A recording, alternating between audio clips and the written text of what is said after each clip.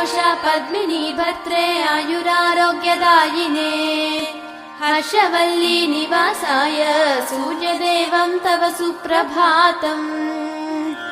उत्तिष्ठोत्तिष्ठ चायेश उत्तिष्ठ उषयोज्ज्वल उत्तिष्ठ पद्मिनी कान्त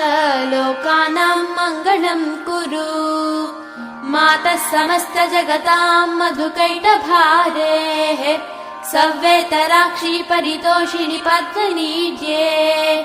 नाथानुबद्ध भुवनावनबद्ध दीक्षे प्रत्यक्ष दैवतरमे तव सुप्रभातम्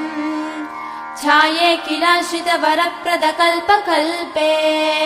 विस्वाप्तधाम निलयामल दिव्यभासे आयाहि शीघ्रमघनासिनि संश्रितानां